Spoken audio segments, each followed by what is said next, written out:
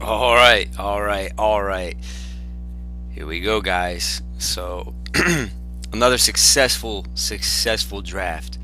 Um, like I said earlier today, if you had gotten my Snapchat, a lot of good laughs, a lot of good times. Everybody had a good time, and people did what they did, and that's go out and get your guys. Um, so, without further ado, the league starts it off. Um, So here's the way this thing is going to get broken down in case you've forgotten in years past. I'm going to go ahead and the first segment is going to be my thoughts on the overall draft.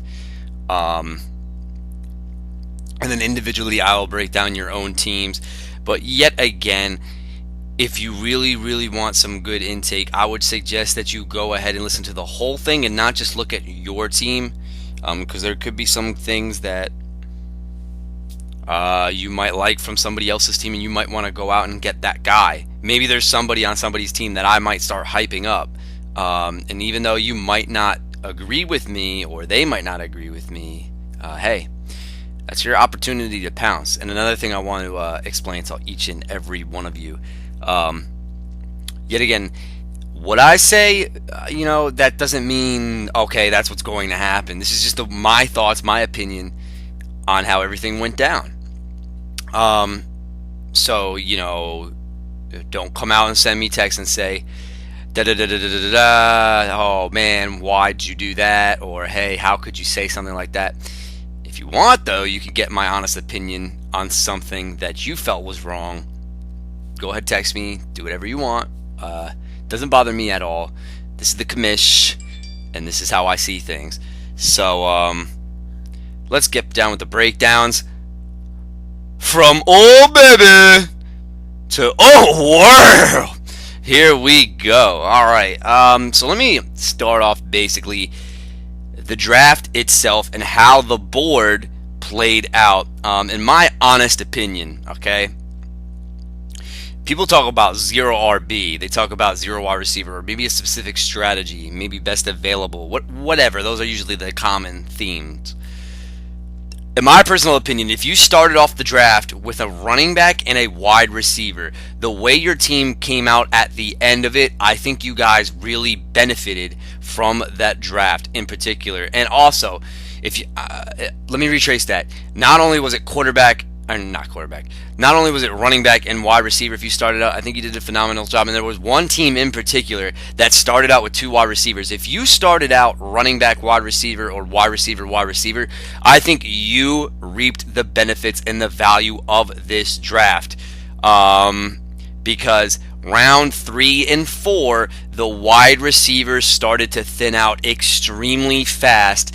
And if you noticed in rounds 5 and 6, a lot of wide receivers had to get pulled up the board due to people's strategy that they went with. Now, on the flip side, usually when we think of things like this, double running backs is probably the most common fantasy strategy used.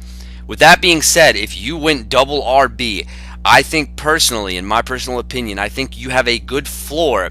But looking at what everybody else did on a starting lineup right now basis, I think your floor is good, but those other teams certainly constructed a better roster and had more upside. And no, I am not taking shots at anybody, because if you look, your boy over here started with two running backs. Now, does that say, oh, does Nick hate my team? No.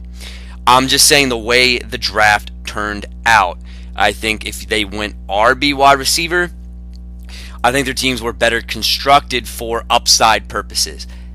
That's just my personal hot take on the way the draft went. Some other things, two of you might not like what you hear. I'm just going to be completely honest. If you go into a fantasy football draft, it's one thing to be enhanced, okay? We love that. I get that completely. But to watch a freaking soccer game? Come on. Like, I don't care. People can say, well, Nick, why do you care? It means that it's better out for everybody else's teams. But come on, guys, you got to get into the moment here. That was my only minor. If there was something that ticked me off, that was my only minor thing. But I don't care. Do you? I mean, whatever. I don't care. All right, so that's as unfiltered as I will be, personally.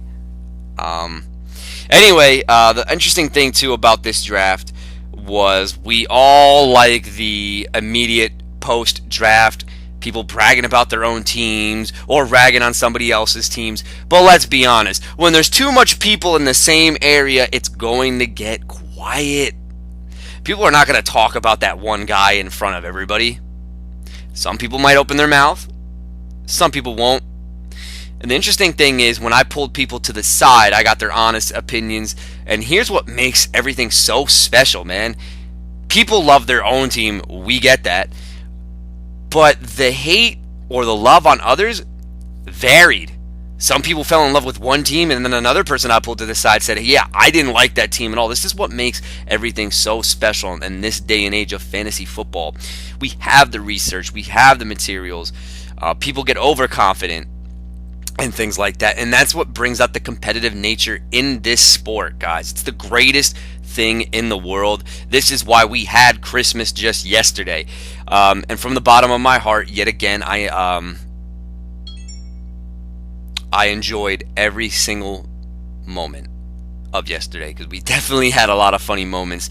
If you go back into the Sankey chat, thank you guys so much. I will be sending out messages with certain payments that I have not received yet, so please be on the lookout for that. Ladies and gentlemen, thank you guys so much. Okay, we are now breaking down the guy who had the number 2 pick in our fantasy league. He is a former champion. Put an asterisk over it. Get Maxwell. Oh boy. All right, I got to start a speech off with this one. Look, guys, we're now in the greatest stages of our fantasy careers. We're now veterans. We're not first-year rookies. Rookie mistake number 1: when you buy a magazine, check the publication date. And a matter of fact, if you don't even know where that is, go to the mock draft that happened. I saw that one in a Stop and Shop, and I saw Alvin Kamara go in the 2nd round. Why? Because they still had Mark Ingram listed as a 2nd round pick as well. That's a rookie mistake. Come on, dude. You could do a little bit better than that. And based off of your team, it looks like you did this last minute. Went to go look at the guys who were ranked in that magazine, because you have a lot of guys who had that May to June hype. But once July came, the hype started to cool off. But whatever. Let's break it down. So you were somebody who went double running back. Now, I do think if you listened in my draft preview in this podcast, I did say that if you went double running back, it was pro floor rather than pro upside.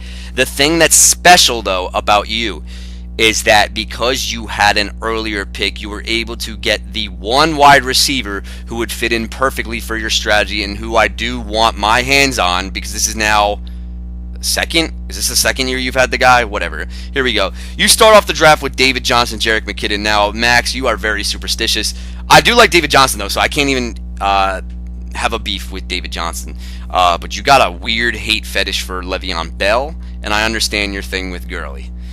So David Johnson, dude, he's a stud. I'm not going to hate on that.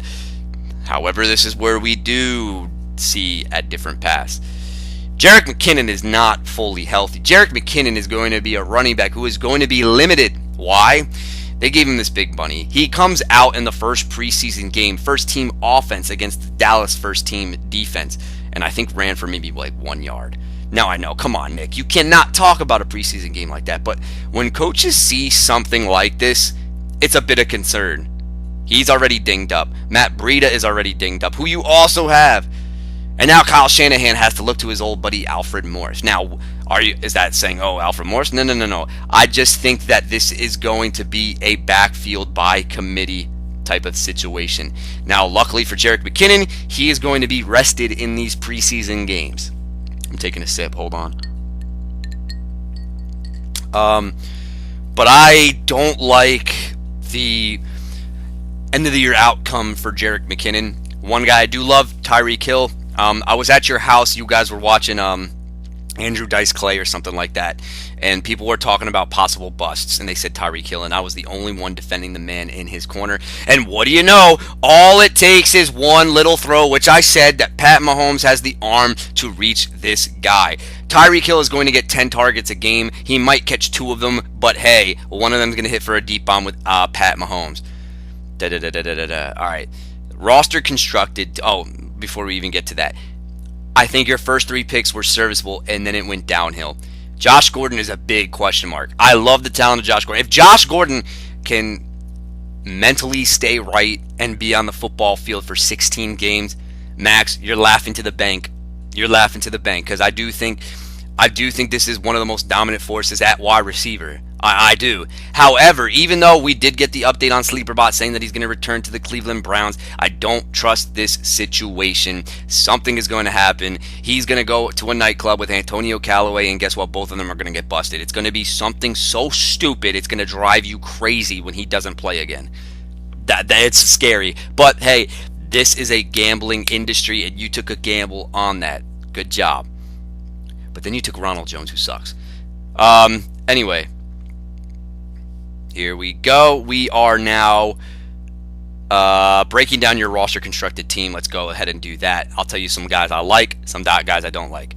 Andrew Luck, I felt that was a very, very good pick. In that round, I was thinking about pulling him up because I do like the upside still with Andrew Luck. I think his shoulder is ready to go. This is a guy, honestly, on DraftKings, I might even do it. He might lead the league in passing yards.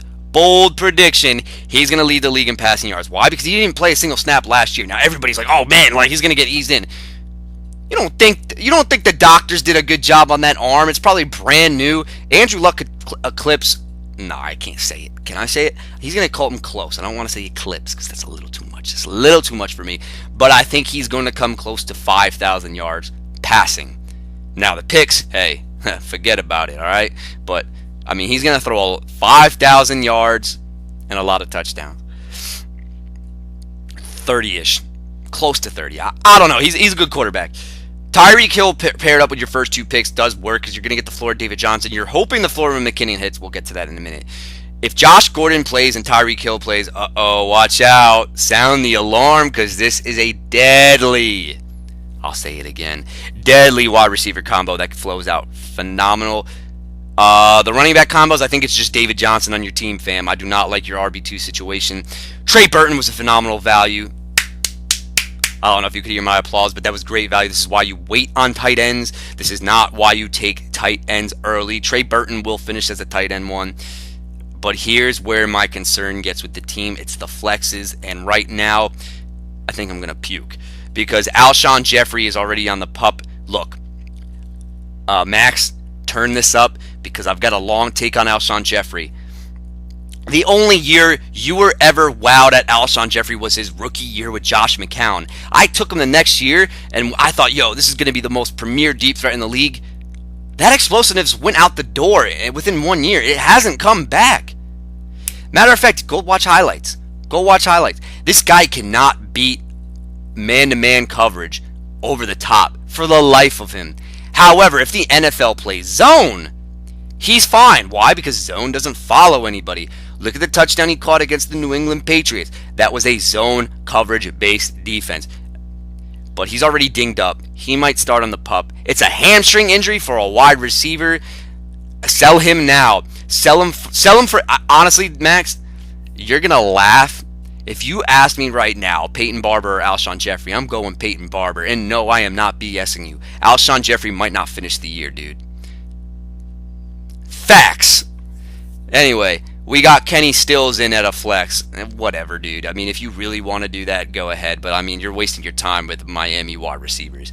The flexes are my biggest concern with this team. Let's see what else we got on the bench. Are there anything that I like on the bench? Oh, my God. You have 2 guys on the pup. I didn't even realize that. Oh, wow. All right. Cooper Kupp. Believe it or not, I think Cooper Kupp was a guy that I wanted to take last year. You took him. This might be a bromance happening, maybe. Cooper Kupp and Max Mandel together. You know what? I think Cooper Kupp has a legit shot to lead this team in catches. The thing that's also nice about Cooper Kupp is that he is a great red zone target. I'm pretty sure you've heard every fantasy expert who's backing in. If you're a fantasy expert and you're taking Brandon Cooks, Robert Woods, or Cooper Kupp, okay? Everybody's splitting hairs on these three Rams wide receivers. If you are a fantasy expert or you're a Cooper Kupp guy, the one argument that you're making is slot role is locked, as well as a very good red zone target. He led the team in red zone targets last year. I think, believe it or not, I think there's more positive for Cooper Kupp than there is the other two. The only thing that Cooper Kupp will not have, fam, is the yardage. I honestly think you might see one of the most weirdest stat lines for Cooper Kupp. If you want my hot take, best case scenario for Cooper Kupp. This does not mean this is what he's going to do. This is what the commission thinks. Best case scenario for Cooper Kupp: 75 catches, 650 yards, and 10 touchdowns. It's a very weird stat line. It's almost like Jimmy Graham's tight end year. But hey, whatever. I mean, you're going to be good with the production, I guess. Jamal Williams. Now, honestly, you're going to laugh. I actually was a big Jamal Williams guy last year. I took him last year. I actually am somewhat of a Jamal Williams guy this year, but he already has an ankle injury, so I'm going to steer on the side of caution and take Aaron Jones' suspension rather than Jamal Williams. The one thing is, when Jamal Williams and Aaron Jones play, I think Jamal Williams is a better running back for your pro-styled offense, a guy who's running under-centered rather than in the shotgun. But when Aaron Jones is in the shotgun with Aaron Rodgers, the yards per carry were drastically different between these two. Williams averaged 3.1, Aaron Jones averaged 5.2. And those numbers are hard to kind of ignore, fam, so that's why I went with the guy, Aaron Jones. Williams has 2 games to prove that he can at least be the lead guy. He's not going to be a workhorse running back, but to be a lead guy, take the shot. Ronald Jones, you already know my opinion on that. Allen Hurns, nothing special. Matt Breida, if he's healthy and McKinnon goes down, you might have saved your RB2 pick right there. Handcuffing still works a little bit to this day. Chase Edmonds is actually going to be a workhorse back if David Johnson goes down. So I do think the one thing you did very well with your team is the security of your prized possession running backs. One thing I don't like is that this flex situation makes me very, very nervous. But I do think the 2 wide receivers and the 2 running backs, if health and drugs aren't an issue, I do think that this team could make some noise. The flexes, though, is what separates this team from being great to just an average team. So my hot take on this team is, unless there are some moves to be made in the flex department, I do see this team being very close to Harsh's team 2 years ago when he had David Johnson.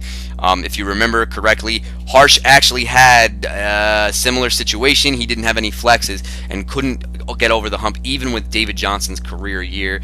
With that being said, I do think this team falls short of the playoffs. However, Max, before I go, and before I let you go, this was a long take.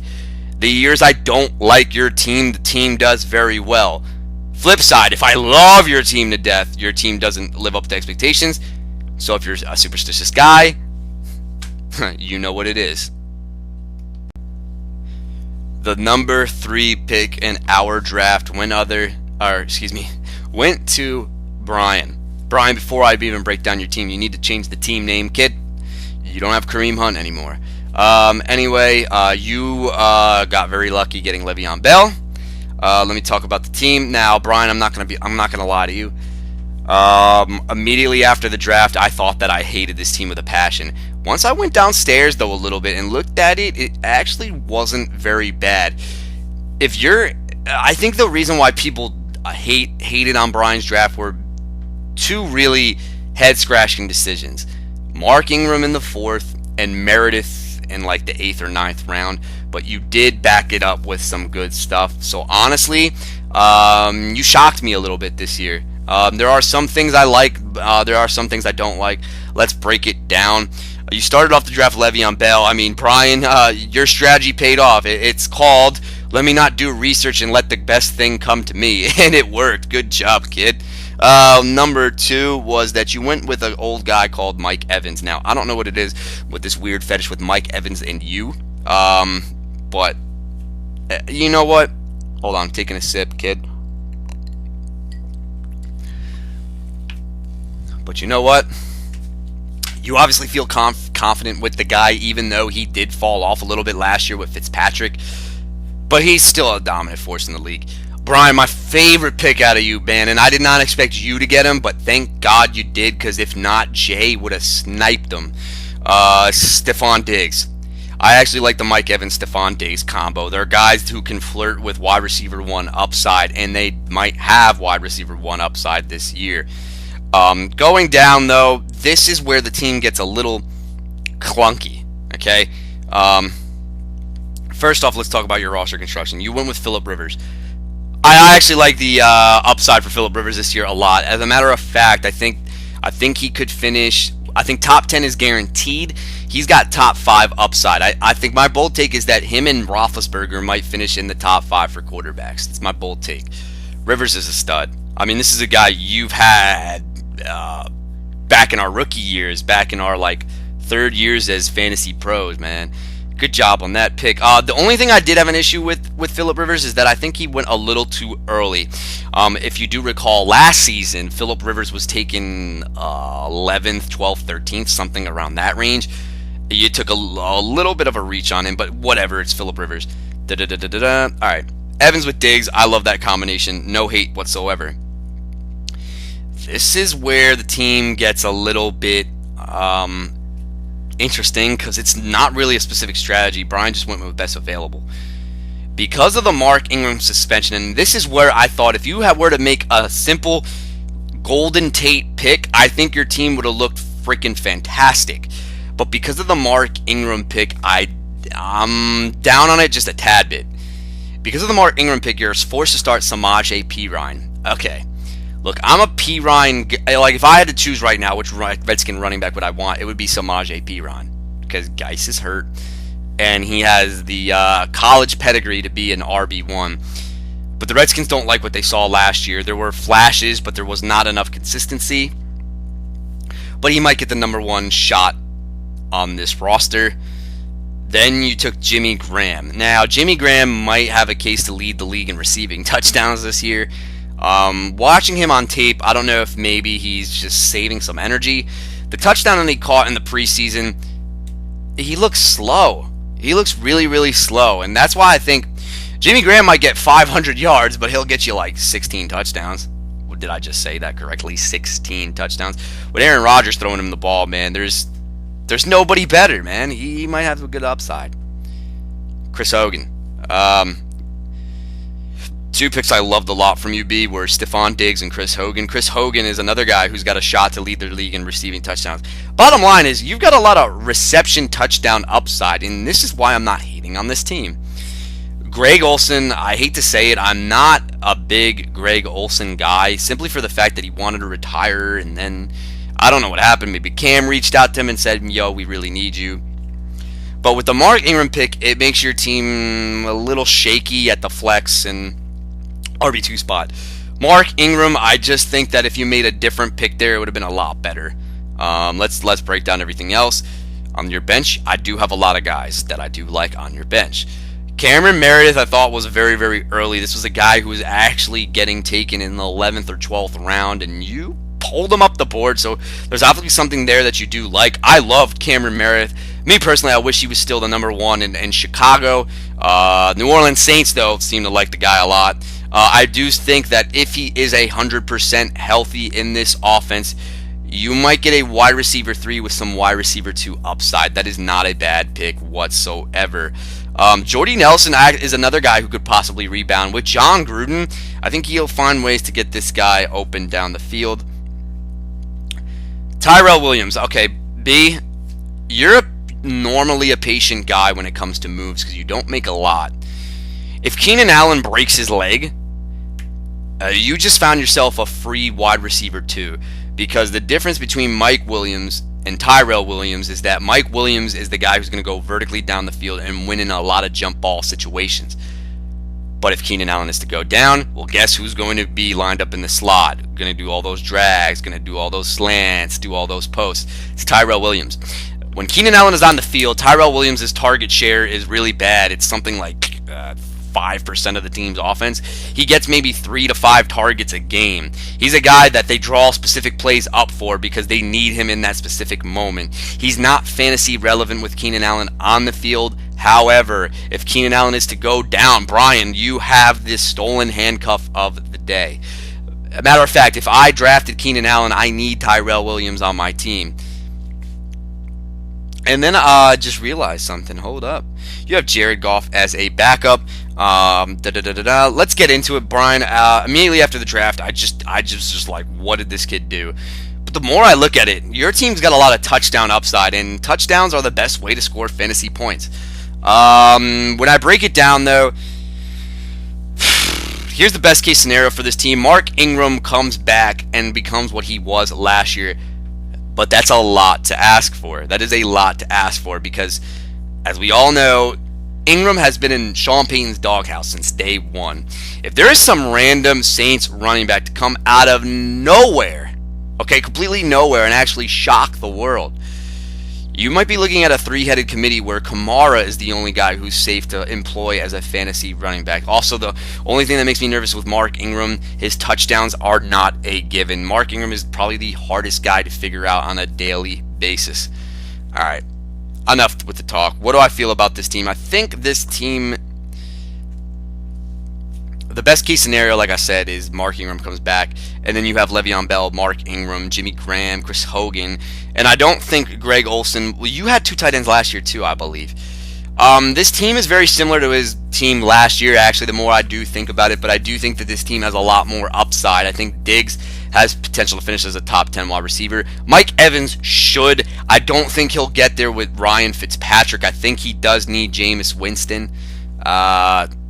All right, Nikki, make your call. What's going to happen? I actually do think that this team could be a shocker to some. However, okay, this is the big thing. Brian, I want you to turn this up because I need some motivation out of you, kid.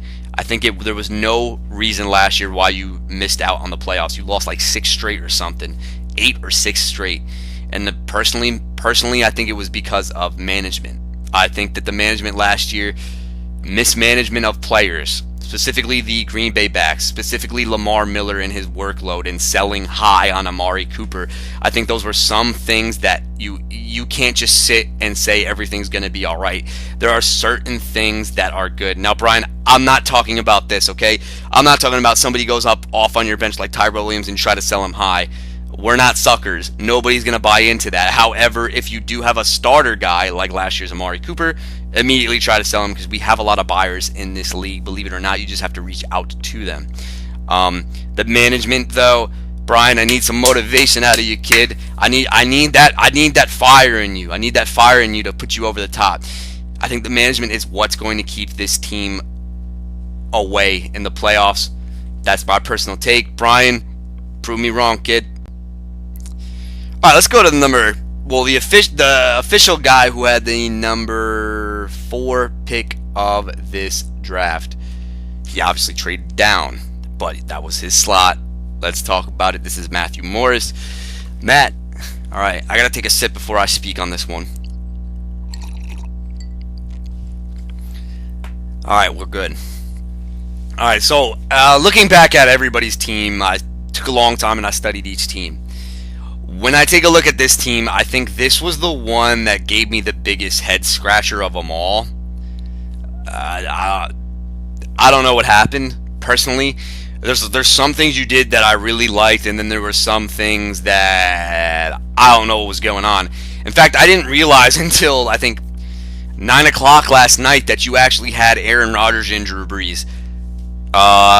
You better hope Allen Williams is in the market for a quarterback since he's the only one who doesn't have one. But I think that's gonna be a situation where I don't know what's gonna happen, man. But let me break down your team for a second. You go with Odell Beckham Jr. Now, honestly, yeah, my bold take was this: he's my MVP. If there's a wide receiver let's be honest, he went down. The guy cried on the field. You don't think that was in the back of his mind saying, you know what, this is just going to motivate me to do better? Odell Beckham's a guy who probably listens to Nicky quotes of the day and looks at it and says, yeah, that's right. It's the motivation I need. Look, Beckham's phenomenal. Beckham is a true talent. I think he's going to be a special player this year in particular. You're going to see astronomical, you heard me correctly, you're going to hear astronomical numbers. What do I mean by that? Sky's going to lead the league in receiving yards. Check. Will he lead the league in receiving touchdowns? Not quite, but I think he's going to finish in the top 3 because I do think that there is a certain tight end that could probably take him on that. But then if Matt, if you're saying, Nicky, throw out a number here. As far as touchdowns are concerned, I'm thinking of, I don't know, worst case scenario. Listen to me. Worst case scenario, Odell Beckham is going to get you 12 to 13 touchdowns. Best case scenario, kid, you might come close to that 20 Randy Moss number. I actually think this guy's going to have a phenomenal year. This guy is a stud. I wanted him so bad. I thought you were going to go Barkley, and then I got excited because I really thought that maybe I could have gotten him. Wow. All right. I think something happened where you did. Oh, best pick of the draft right here. You heard it here first. Jordan Howard's a stud. That was a phenomenal pick. Matter of fact, Matt, I am not BSing you. There's only 2 people in this league that knew who I was going with at that second round guy. It was Rob Coffey and it was Johnny. And I told him it was between Christian McCaffrey and Jordan Howard. There was a 90% chance I was going to take Jordan Howard. Well, what happened with that 10%? I didn't think Melvin Gordon was going to go to me. And I do think that Melvin Gordon and Jordan Howard are kind of on that same tier. They're workhorse backs who get a lot of touchdowns. Jordan Howard has a chance to lead running backs in touchdowns this year. I don't know if the all-purpose yardage will be there, but you can say that him, Fournette, and Gordon are in the runnings for leading the league in rushing touchdowns. That's my take on Jordan Howard. I think it's a phenomenal pick. This is where things get a little interesting, though. And this is where I think we need to have a yellow flag on this team. Doug Baldwin. Look, if there's one guy who loves Doug Baldwin, there's nobody in this entire league who loves Doug Baldwin more than me. Why? Personally, I think he's the most underrated receiver in the whole entire National Football League.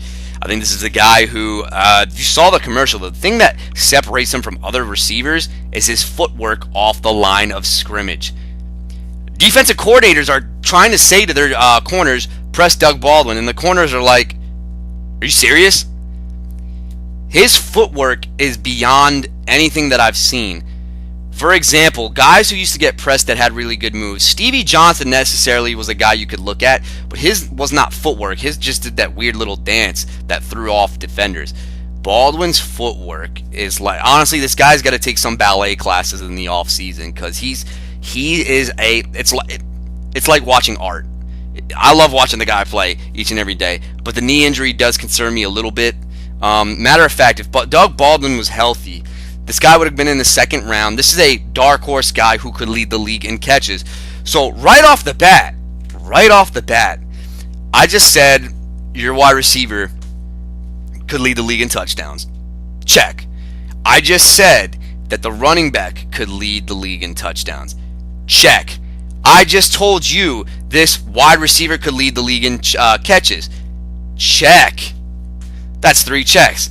And not to mention the fact you took a quarterback who could lead the league in touchdowns. Check. Your first 4 picks. Granted, the health of Baldwin is a little bit of a concern. Are money.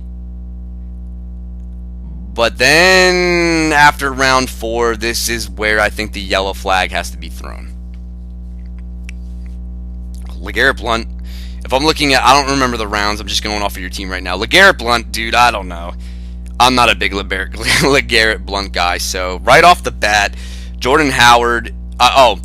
Crowell's going to have to be your RB2, and I do like Isaiah Crowell as the Jets running back. We tend to do very well with these big bruising backs. I actually thought he was very efficient last year in Cleveland. It's just that DeShone Kizer just put him in bad situations. I actually like Crowell as an RB2, but tight end. Evan Ingram had a phenomenal year last year. Maybe that continues. The thing that gets me a little bit nervous is the RB2 and the flex situation of this team. Right now, you have Christian Kirk already starting. I mean, look, you're a good college football guy, and I know what you see on the field tends to translate into fantasy, but we got to wait and see on that. You have Drew Brees, you have Sonny Michel, who's also hurt. You got a lot of guys that are hurt, and that's what makes me a little bit concerned. And you don't have a defense at this moment, but I'm not going to get into defenses when I don't need to. But if we go back, I just said you had 4 guys who I absolutely adore because they could lead the league in touchdowns and catches at their at their position. I'm sorry. Hold on. That was sit number 2. But I don't know what happened after the 4th round, and the fact that you took Aaron Rodgers and Drew Brees, I hate to tell you this, man. We have some stubborn guys in the league. As a matter of fact, Allen, 1 year, some random quarterback Allen even started. It was he had Mariota, and then he had somebody else. Allen started Sam Bradford on the Viking. Oh! Alright, Matt. There was 1 year. If you're hoping that you can sell a quarterback, it's not happening because Allen actually had balls to start Austin Davis on the Cleveland Browns 1 year. Yeah, Austin Davis. So you might be stuck with Drew Brees all season, or you're going to have to drop him. But the reason why you don't want to drop him is somebody like an Allen is going to benefit from a free pickup. So that's something you got to figure out. I don't think it's necessarily fair to make a bad prediction on this team because obviously this is not a full roster just yet. I don't think it's fair. I think things need to get figured out. I'm probably sure that there's trade talks going on somewhere along the lines. There's a lot of question marks, and for that being said, I can't necessarily say that this team is going to be the worst team in the league, but I can't say it's definitely going to be a playoff team. So right now, I'm putting my thoughts on hold because I truly believe there are going to be trades being made. That's my personal take. There are 4 really great picks I absolutely adore on this team, and then everything else, the way it was constructed, does not flow very well with this team. There are a lot of lottery ticket flyers. As you know, he has a lot of rookie potential, and that's something that needs to be shown. That's my hot take on Matt Morse's team. All right, let's go to the official guy who had the number 4 pick of this draft. He obviously traded down, but that was his slot. Let's talk about it. This is Matthew Morris. Matt, all right, I got to take a sip before I speak on this one. All right, we're good. All right, so looking back at everybody's team, I took a long time and I studied each team. When I take a look at this team, I think this was the one that gave me the biggest head scratcher of them all. I don't know what happened personally. There's some things you did that I really liked, and then there were some things that I don't know what was going on.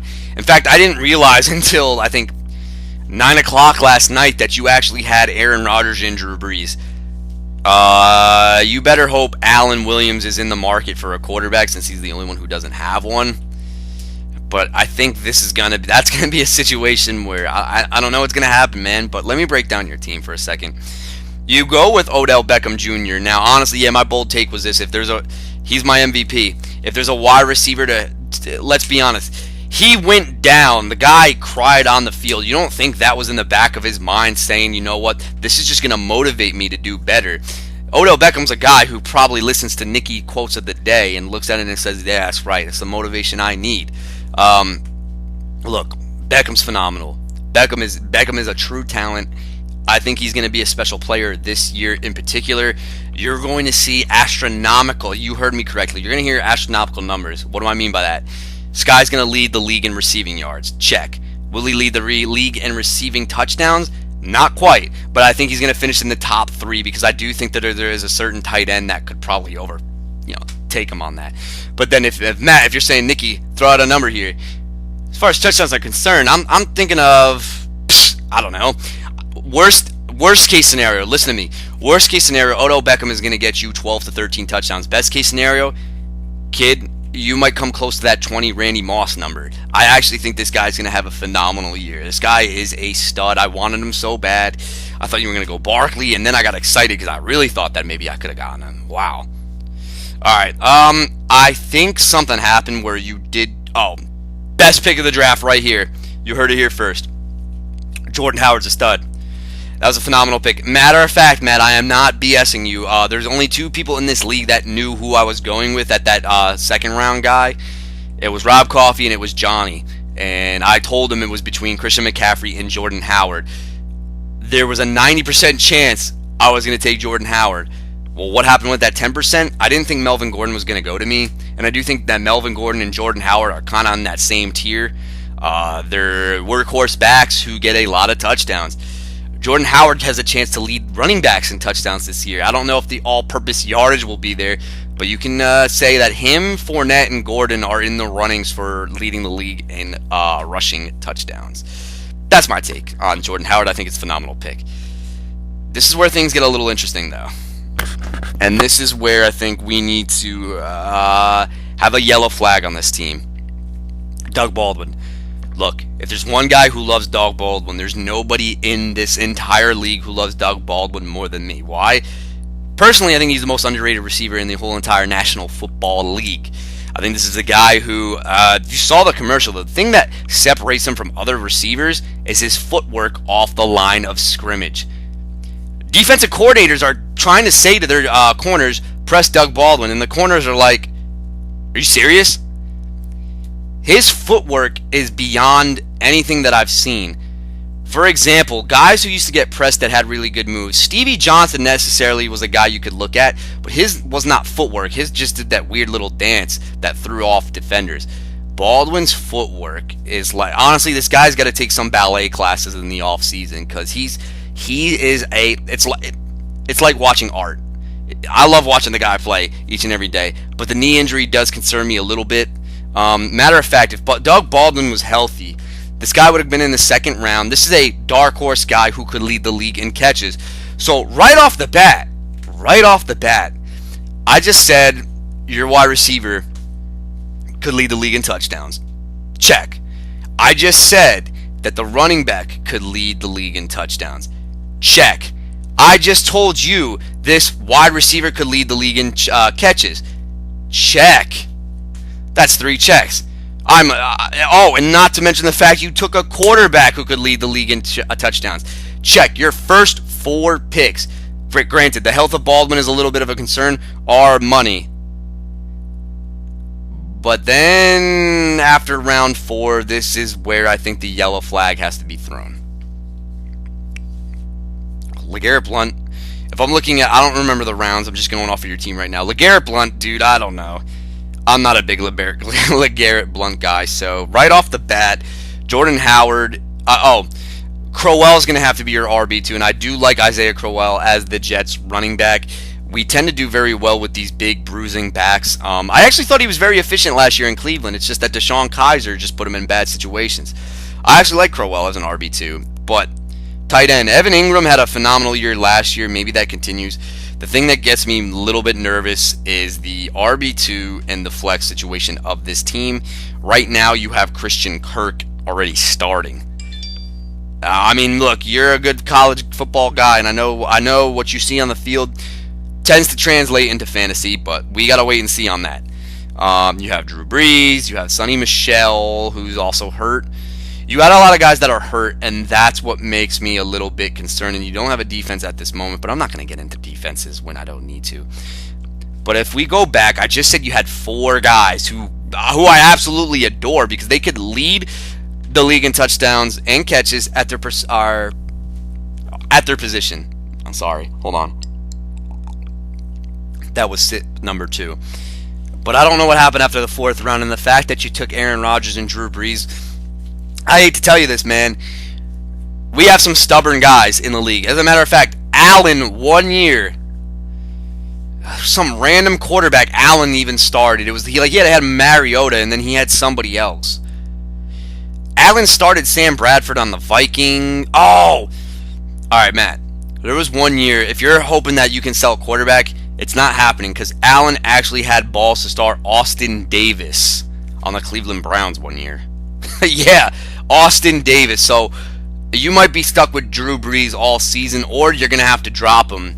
But the reason why you don't want to drop him is somebody like an Allen is going to benefit from a free pickup. So that's something you got to figure out. I don't think it's necessarily fair to make a bad prediction on this team because obviously this is not a full roster just yet. I don't think it's fair. I think things need to get figured out. I'm probably sure that there's trade talks going on somewhere along the lines. There's a lot of question marks, and for that being said, I can't necessarily say that this team is going to be the worst team in the league, but I can't say it's definitely going to be a playoff team. So right now, I'm putting my thoughts on hold because I truly believe there are going to be trades being made.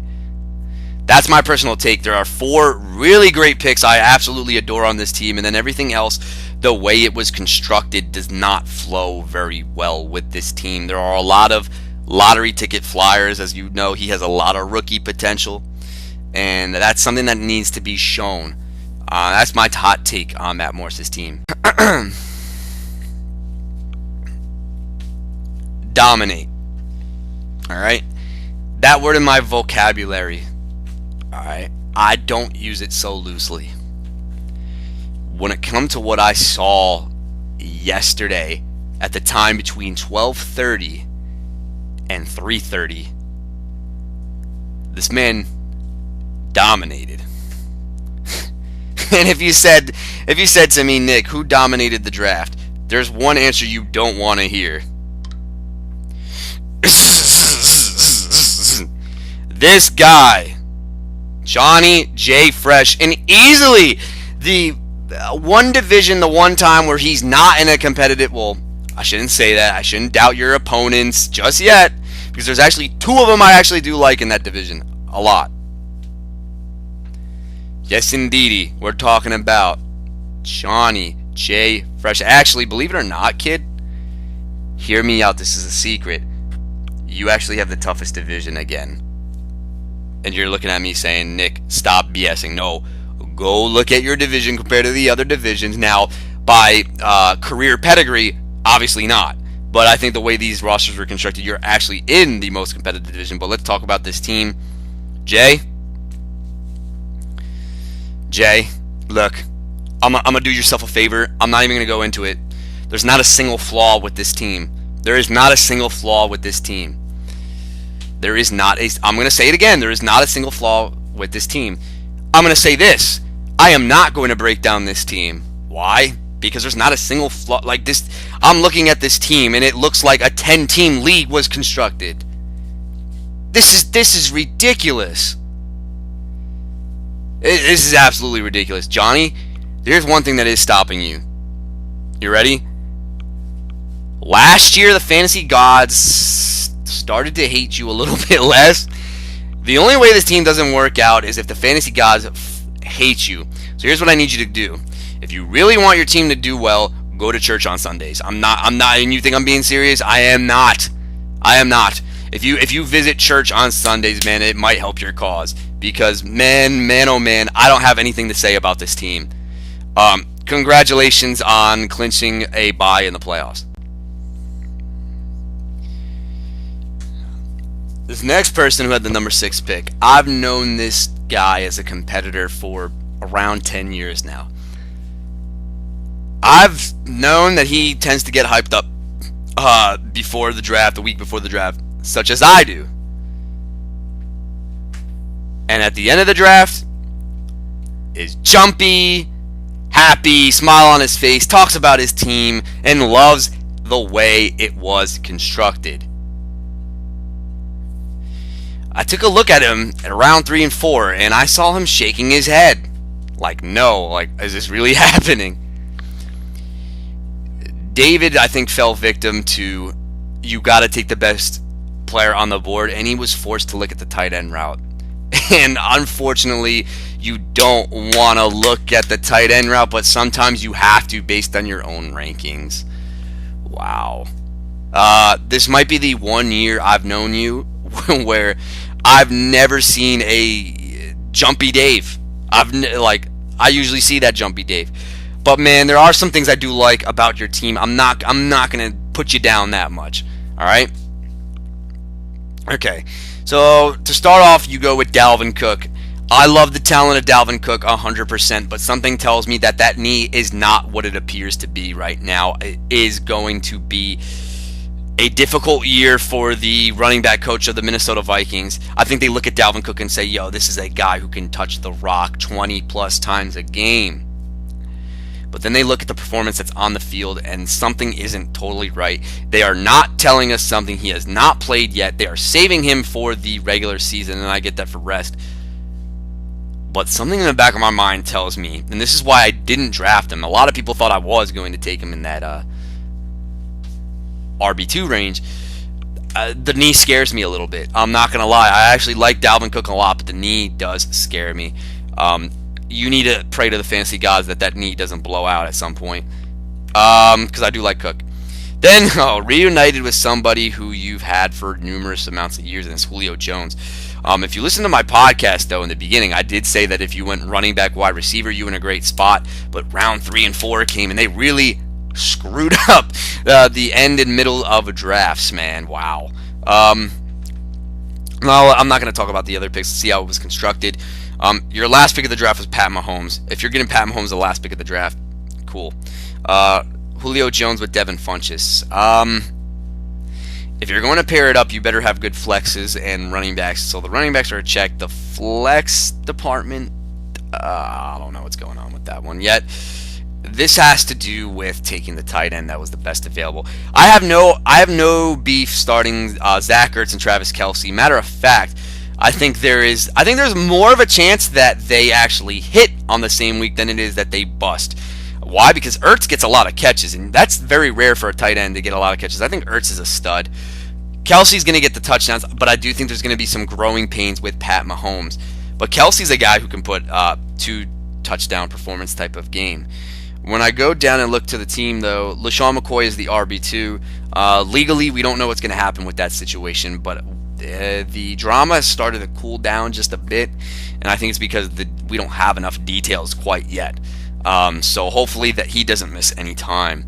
But when you're starting Nyheim Hines in a flex, I think it's a guy you wanted at your bench. You don't want him to start right away. Rex Burkhead, positive reports said that New England thinks that he could have played if it was a regular season game. But again, I don't think we're going to get the dominant Rex Burkhead like we did last season. Rex Burkhead was in a great situation last year with Dion Lewis. That was a very dominant 1-2 punch at the running back spot. The knee injury to Rex Burkhead is the main reason why I actually went out of my way to take James White. Now, I'm not saying James White touched the ball 20 times. That's ridiculous. And if that did happen, that might be one of the funniest things. But James White, to me, was the safest Patriot running back to own this season. John Brown. Is he a stud? I think he could be with Joe Flacco. Believe it or not, I don't like Joe Flacco. I want what's his name? Lamar Jackson to start. But if Flacco keeps the starting gig the whole year, I think John Brown might be pretty nice. Here's a guy that I don't understand the hate on whatsoever, and that's Sterling Shepard. This might be your flex guy to be starting. I do think that Sterling Shepard in Pat Shurmur's offense, okay? Because if you look at what happened with Pat Shurmur last year, they do run a lot of 2 wide receiver sets. Now, obviously, Shepard's better in the slot, but the guy can still play outside. But it's not going to be like Odell Beckham routes. You're going to have a lot of corner routes. You're going to have a lot of double moves. You're going to have a lot of safe intermediate routes with Sterling Shepard, whereas Beckham's going to be the guy to go and get it. You're taking a flyer on Dez Bryant, Danny Amendola, Spencer Ware in case Kareem Hunt doesn't work out, and the Saints D. All right, let's talk about the team. There's some good things, and then there's some things that are going to have to be worked out with this team. This is not the ideal roster, I'm assuming, that you had in mind. There are a lot of better floor picks here than there are upside picks, and that's why I can't get so excited about this team. But I know there's going to be some trade talks. Mahomes is going to be a guy. He's going to be the deep threat of quarterbacks. I mean, I think somebody said that, and that's the way I view him as. Best case scenario, Dalvin Cook stays healthy. LeSean McCoy doesn't get any legal punishment for whatever it was, and Julio Jones comes back to being a top 3 wide receiver. Well, if you have those 3, what else do you need? Zach Ertz and Travis Kelce to be tight end ones, which they will. I think if those 5 things are to hit, I think this team is going to be okay. I don't see any bumps in the roads. But on a logical standpoint, I think Dalvin Cook becomes more of a back end or early RB2. I think Cook finishes just under 200 points, and it's not because of his talent. I think they're going to use him very sparingly this year. Rather than the 15 to 20, you're going to see more of 10 to 15 touches from the guy. I do think that there might be some sort of a committee and limited amount of touchdown upside due to that knee. McCoy, I actually don't see any legal punishment happening, and you're going to have another RB1 there. So maybe they balance each other out. It's just that McCoy is not what you thought he was, and Cook takes over your RB2 spot. Julio Jones is good. Devin Funchess, I wanted to buy in on Devin Funchess, but he's going to be Cam's red zone guy. I just don't know if he can build off of a strong second half. He makes me a little nervous. But what do I think? When it's all said and done, I do think that this team might fight for a wild card spot in the playoffs. I trust the management. I trust the management of this team more than I do some others. This is a guy who the only year he didn't make the playoffs. Okay, I'm going on career pedigree. The only time he didn't make the playoffs was because of his arch nemesis, Antonio Brown, who has ended careers for a lot of people. So I actually do think that he might be in contention for a wild card spot. But I think there are also going to be some moves being made. So that's my take. So we go on to our next team. Sky, the number 7 pick, and I do think that this is the dark horse team of this league, and there's many reasons why. I'm going to tell you why it is the dark horse of this league. He is the only. I give him props because he is maturing as a manager, despite having one Super Bowl ring. I mean, if you have a ring, you're made, man. Good job. But okay. He brought back the 0 RB strategy, and I actually do think that this was a year to employ it yet again. Antonio Brown with Keenan Allen. If Keenan Allen can stay healthy, man, this team is already money. You have Ben with Antonio Brown. You have Keenan Allen. Keenan Allen and Antonio Brown. They're going to lead the league in catches. Forget about it. RBs, they're not the most ideal guys you want. Kenyon Drake and Marshawn Lynch are going to be back-end RB2s. But when you have Amari Cooper, Keenan Allen, Antonio Brown, Garcon, I'm not high on. But great start altogether, Paul. Matter of fact, Paul, if you are feeling a little unshaky about something on your team, hit me up because I actually do like 3 of your wide receivers. Devin Coleman, Rashard Penny, Marlon. There's a lot of upside on the bench here. Paul, I think you did a phenomenal job, buddy. My only concerns with this team are the last flex, and the reason why I say that is I think Kenyon Drake is not going to be a good running back for fantasy football, but for the way this roster got constructed, Kenyon Drake getting him 10 points a week. Paul, would you agree with me that that's all you need is 10 points out of Kenyon Drake with the receivers that you have in place? Marshawn Lynch, I think, is a great candidate to finish close to 1,000 yards and 10 touchdowns. Yeah, I said that. Why? Because John Gruden's his quarterback coach, and he likes Lynch, and he wants to run him about 16 to 20 times a game. Something like that. I don't know. That impersonation wasn't the best. I can do it another time for you, but Tevin Coleman, I don't know what it is with you with Tevin Coleman, but you find to take him a lot. Now, here's a guy I do like. If Chris Carson is to go down or Rashard Penny is fully healed after his surgery, man, good job on those picks. Paul, I hate to give you not so much of an in-depth analysis because my voice is starting to hurt. I'm already on pick 7. I need to take a little bit of a break as we speak. Running back situation will, I think, figure itself out with this team. Ben and AB, I did have that combo. I hope you have a backup quarterback. So, Mariota. Okay, that's not too bad. Start Ben at home with Antonio Brown, and you are going to get 50 points guaranteed. Paul, I want you to mark that down. Mark it down. Home games for Pittsburgh Steelers. You got a pen? Got a pen? Or use it in your phone? Paul, I'm listening to you right now. Come on, got to get it out. Ben with AB at home is a guaranteed 50 points at least. Yes, I said that. I'll say it again. Home games for the Pittsburgh Steelers. Paul, matter of fact, tell me to go in Commissioner Tools and just give you 50 and I'll save Yahoo the trouble, all right? I'll do that for you, kid. I like this team. There's going to be weeks where this team goes off. Here's the one thing I don't like, though. There's going to be times where this team goes off for 150, but then the week after, it might get maybe just 100. There's a lot of inconsistency here, but there's a lot of upside there, and that's my take on Paul's team. I don't know if this is going to come out right with the pick orders, because with all the trades, I think I got the orders mixed up. As a matter of fact, I think I just realized that I did. Or did I? I can't even remember. I think David was 6, Paul was 7. So that would make Alan.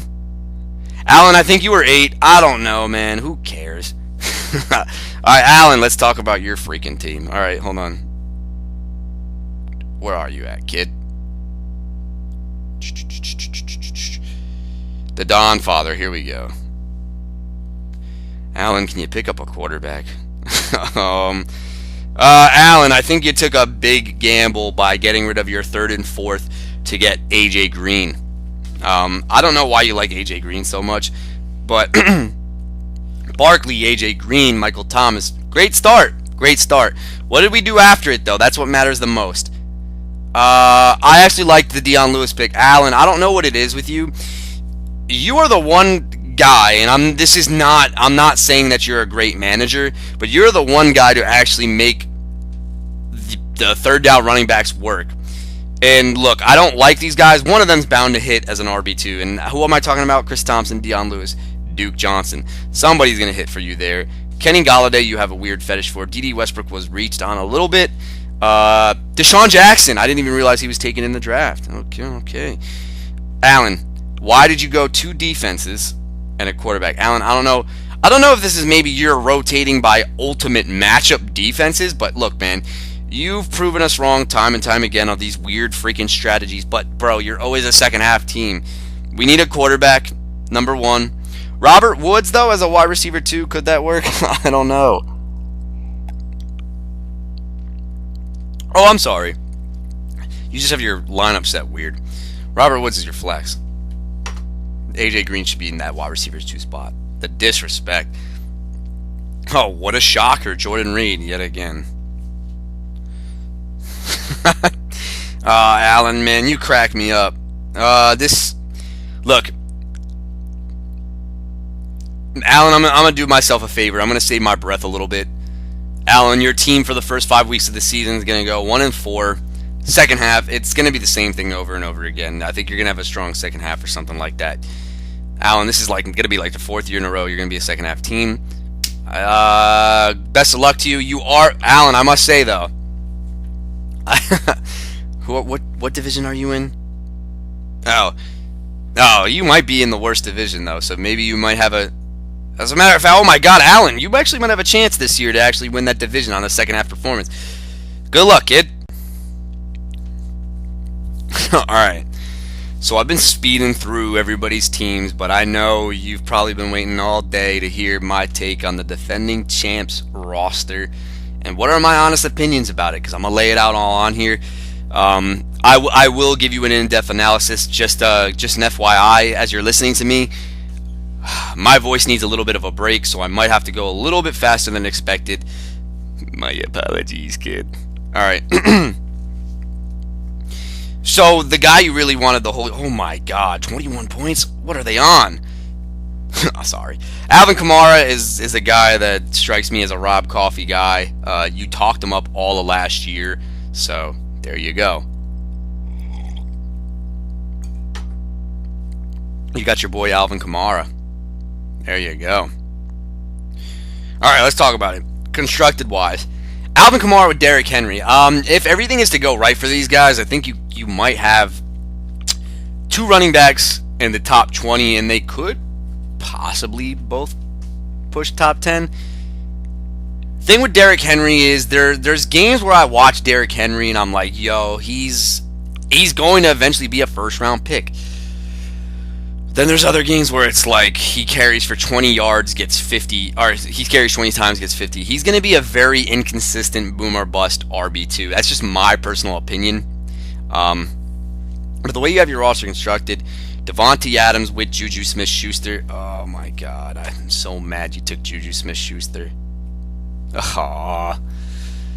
That pains me the most. He was a guy I was like definitely targeting to go with Jarvis Landry. So, yay.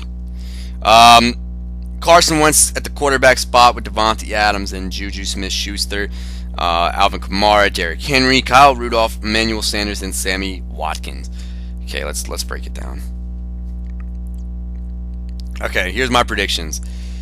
Wentz is healthy, you're gonna have a quarterback one. There's no ifs, ands, or buts about it. Davante Adams is the dark horse guy to lead the league in receiving touchdowns and get over 1,000, and he's got Aaron Rodgers throwing in the ball.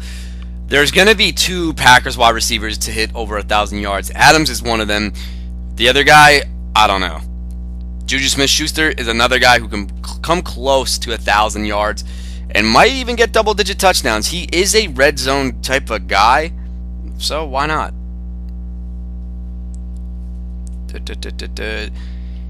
A lot of people have Derrick Henry on their bust list. I'm not going to lie to you on that. But I do think that he's still warranted where you were to take him in the 4th round. I actually think that's incredible value, by the way. Derrick Henry, and I'm not going to badmouth the guy, because if I was going to go, I think I told you, if I was going to go 2 wide receivers, Henry probably would have been my RB1 with Jay Ajayi. That was probably like where I wanted to stack them at.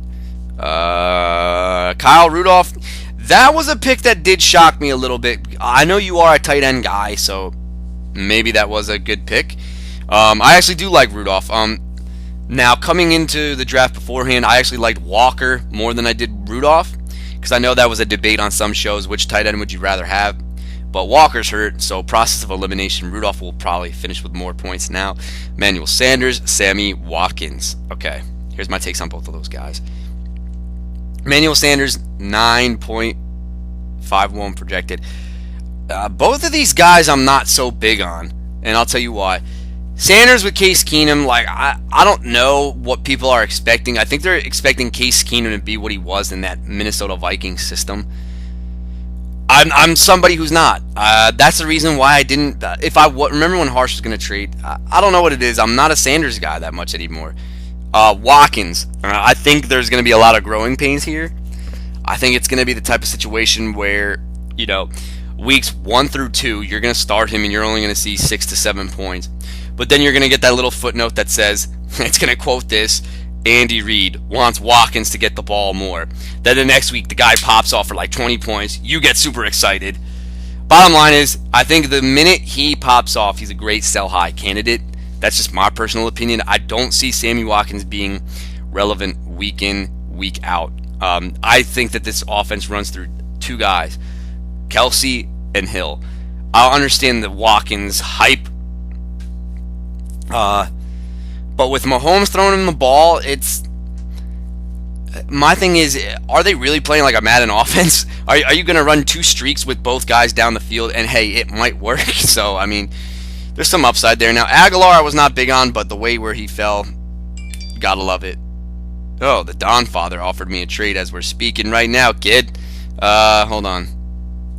Kerryon Johnson, 6.81. Why am I reading out these numbers as I'm talking to you? Kerryon Johnson is a good pick. That was a guy I was thinking about. Matter of fact, if Sanders or Watkins, if one of them doesn't pan out, because I will, and hey, I'll get the text from you if they both pan out, so you still don't like these guys, huh? Okay, you can do that to me.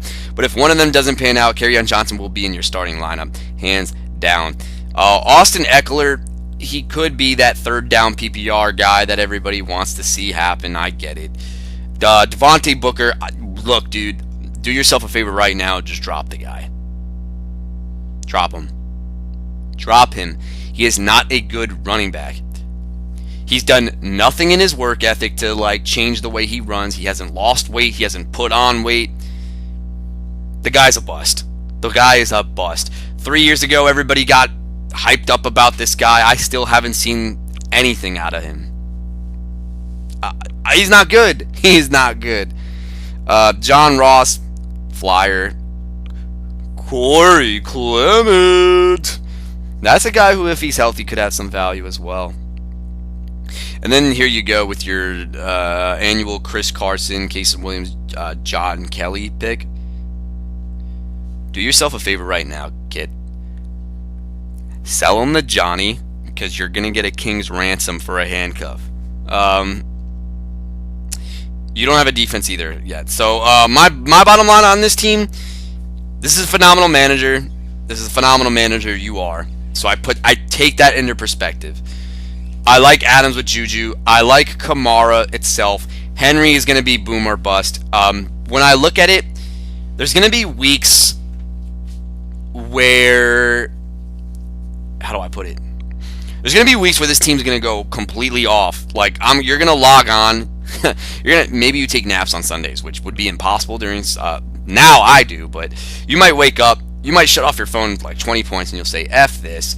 You wake up in a nap and then you're like, whoa, how did I get 110? Like, it's going to be from a production standpoint, it's going to be up and down. I think Kamara is a guaranteed lock. I think Adams is a guaranteed lock. I actually think Juju is a guaranteed lock.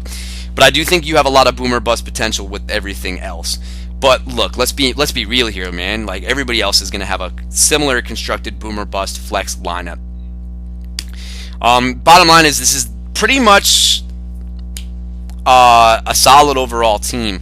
The one thing, though, that makes me think that this is more pro floor than it is upside is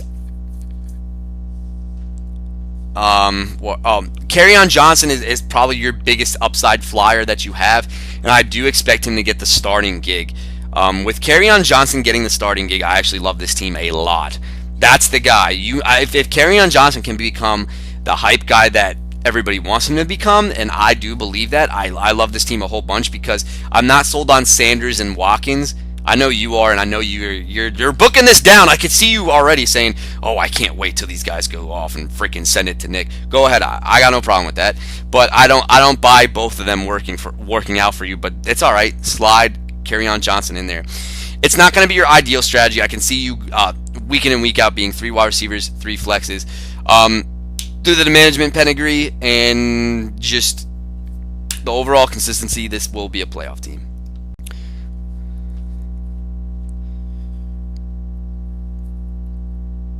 Oh, baby. All right, let's get into it.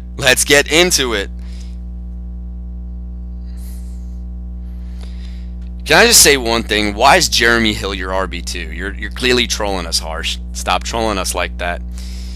Okay, Harsh, I'm going to do yourself a favor. I'm going to make it short, sweet, and simple. Your whole team relies on the Houston Texans. With that being said, if the Houston Texans did what they did last year on offense, playoff bound. I'll say it one more time. Playoff bound. I actually don't mind this team at all. More and more I thought about it, man. I actually like this team a lot. The only hole you're going to have, there's only one hole I see, and that's RB2. Harsh, I'm not even trolling you right now. This actually, if the Texans are to succeed, you are a great team. If Deshaun Watson goes down, this team's missing the playoffs. It's that simple. This is a really, wow, you've got upside on the bench too, kid. I like it. This is a really good constructed team. Harsh, I saved you $1 billion there, kid. If you want to hear my perspective on my team, don't waste your time. It's a very simple roster, going 2 RBs, a gelled stack of deep threats, possession guys, and whatnot. I'm not going to go too much into my team. Nobody wants to hear themselves talk about their own team. Let's be real, guys. Lewis Todd, how you doing, kid? I'm gonna save.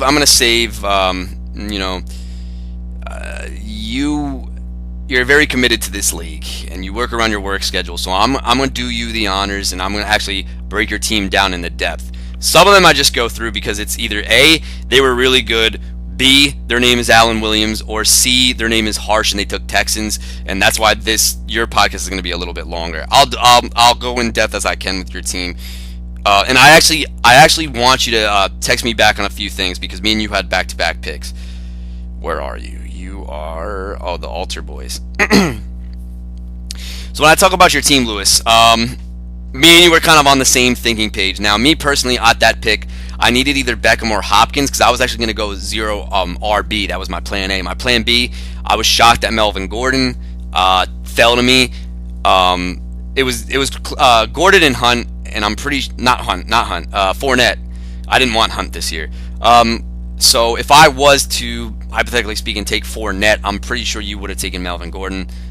That you could probably answer to. But you start off the draft with Leonard Fournette and Kareem Hunt. I've got no beef whatsoever. Now, Lewis, I think this is now, what year are we in? You are now officially a double RB guy. And I don't blame you. It makes it's the safest move to do as far as floor is concerned. You just have to make sure that you hit on upside a little bit later on. It's a strategy that stacking early on is good, and I think you did that. Leonard Fournette I love this year. I think him and Jordan Howard, let me break it down. Him, Jordan Howard, and Melvin Gordon are dark horses to lead the league in running back touchdowns. I like him. Kareem Hunt, I am not sold on as an RB1. However, would you agree with me that having him as an RB2 is perfectly fine? Hunt, I wanted to buy into. I actually saw myself in July taking him, but the more I thought about it, I was not big on Kareem Hunt. All right, let's go down into the teams. Constructed, I don't know what this is. This is now third or fourth year you have Demaryius Thomas. I guess there's just something that you love about him. All right, let's get into it. Who was your third round? Oh, and then you went to Alex Collins. So you actually went 3 running backs. Now, me personally, when I went into the draft, I think you wanted to zig where everybody else was zagging in the draft, because you probably were on the same page checking off like I was that the wide receivers itself, they were not there for the 3rd and 4th round. There were luckily I had a guy that I liked, but I think after your pick, I don't blame you for not taking a wide receiver there. You did in the 4th though, which was Demaryius Thomas. It's a guy you've had for many years, and obviously you feel comfortable with him. Alex Collins, this is my take on Alex Collins. You look at it and you're just like, dude, this is the most obvious bust. I think he's the most easy target to pick out as a bust, that he actually might be pretty good. I actually like your first 3 picks. Demaryius Thomas, there's no more upside with him, but you're getting a decent floor. Jamison Crowder I actually like, but I think because with the back end, you're forced to reach on guys, because Crowder probably wouldn't have been there for you, and then you went Goodwin.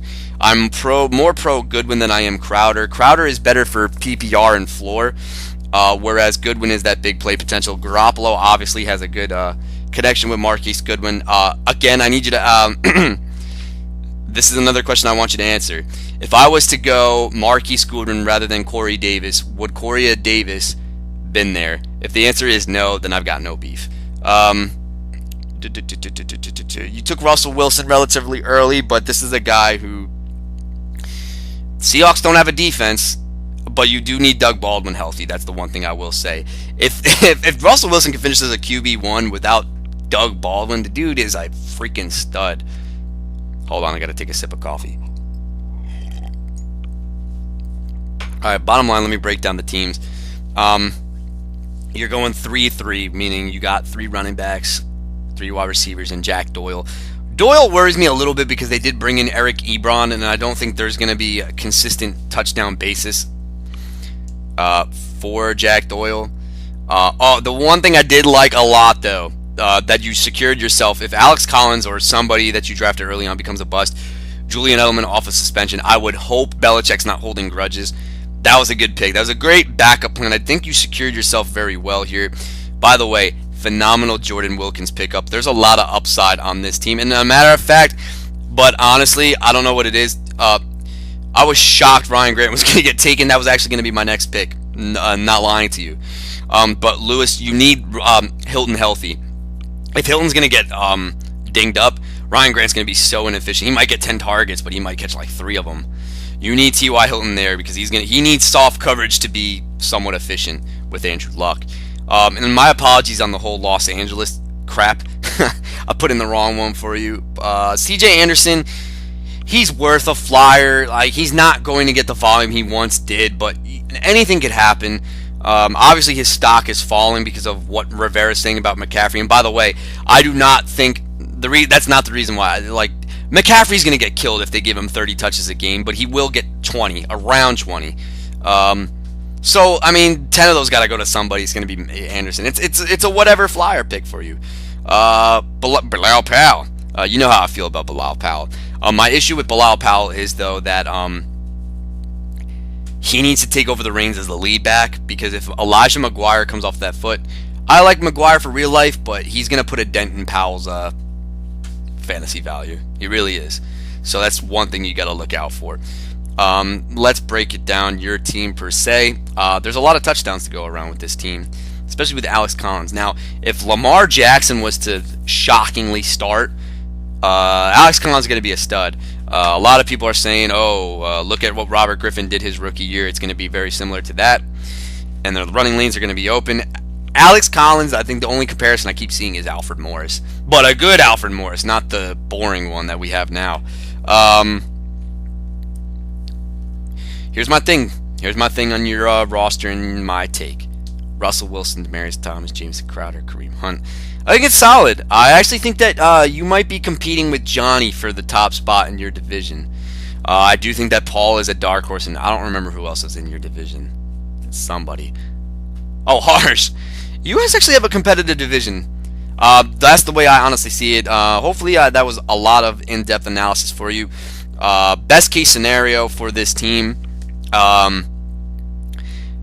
Things it relies on are going to be Alex Collins and Jamison Crowder. If Alex Collins can at least be an RB2 with Kareem Hunt maintaining RB2 to RB1 value, that's great. Jamison Crowder needs to have a lot of catches, though, to be relevant. Last year, he started off really slow, but if you take what he did in the second half and combine it with the first half, he's a good wide receiver. I love Jamison Crowder. Great route runner. Very good in the slot, but the thing that's going to be very bad for him is his constant injury history. You're not going to get a lot of touchdown upside. As a matter of fact, there are going to be boring games where he might get 8 catches for like 60 yards, and now that would translate to 10 points, and I guess you're okay with that, but Alex Smith is going to be check down city. Crowder might finish with maybe 4 to 5 touchdowns, but he is the number one option in this passing game, and that's what you like to see. Maybe Jay Gruden can kind of work his magic for this guy. And Lewis, another thing, let me know if Madden's worth it, but I will think you are going to compete for a playoff spot. So congratulations.